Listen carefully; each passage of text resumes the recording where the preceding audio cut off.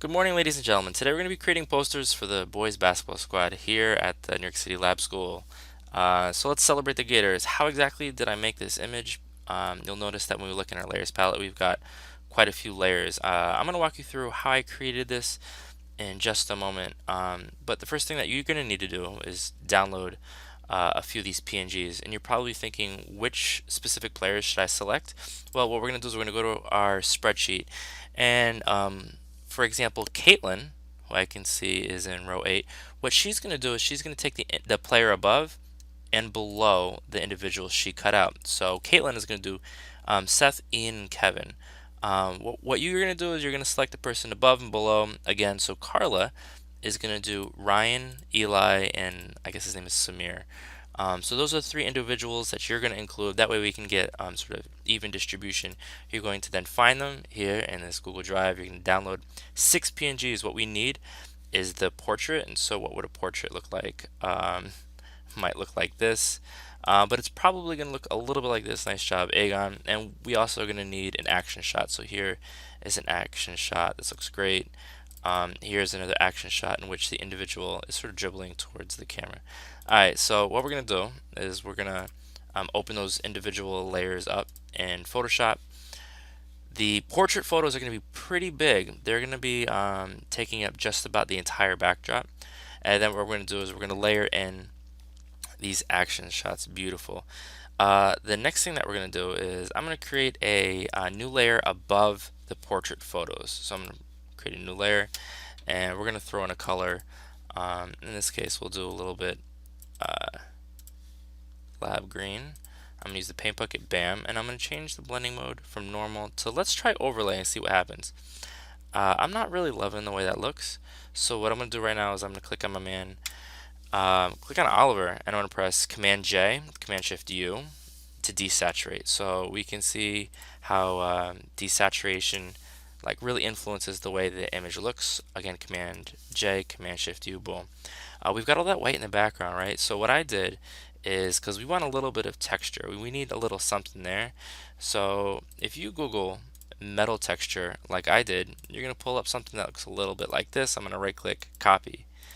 I'm going to go to the very bottom, in fact right above the background layer, create a new layer, and I'm going to paste it in, and boom, we're going to get something that looks a little bit like that. It's already desaturated. It's just basically black, white, and gray. And I'm going to do a little bit of levels just to adjust it. You're free to do whatever texture you want, but I kind of like the way that looks. A few more things. When I was looking at this earlier, I wanted something to pop. And what I did was I selected the ball and then I copied it and I pasted it over. So how exactly did I do that? I'm going to use the elliptical marquee, and you don't have to do this, but I thought that it needed a little bit more color. So I'm using the elliptical marquee. I'm holding shift to make sure that it's concentric. I'm going to select a quick selection tool. I've got the subtraction component selected, and I'm going to go like this, and I'm not going to do an amazing job. You guys are going to do a better job, but beautiful. I got something that looks a little bit like that. I'm going to press Command C, Command V to paste, and now when I drag it above that green layer, boom, it looks a little bit like that.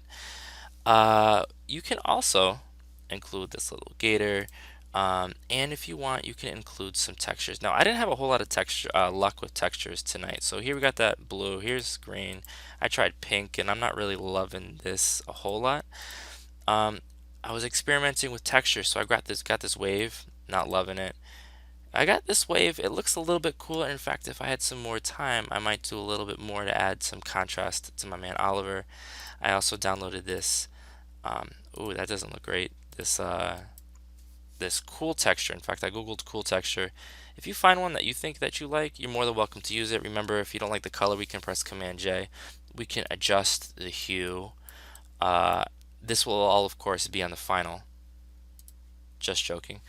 If you click on do an image search, cool texture, you can pull up all sorts of things. I have no idea what this is going to look like. I'm going to press right click, Command C. I'm going to go to Photoshop. I'm going to hide this. I'm going to press Command V, opens up in a new layer. I'm going to Command T, drag it from corner to corner. And while I'm doing that, you're going to want to include their names. You're going to want to include 2016, 2017. And let's start experimenting with blending modes to see if one comes up that we like. That's kind of cool. you know what? I'm not particularly loving any of these. So you'll see that it requires that you tolerate some ambiguity and that you persist. I'm super excited about seeing the quality of your work. All right, ladies and gentlemen, good luck.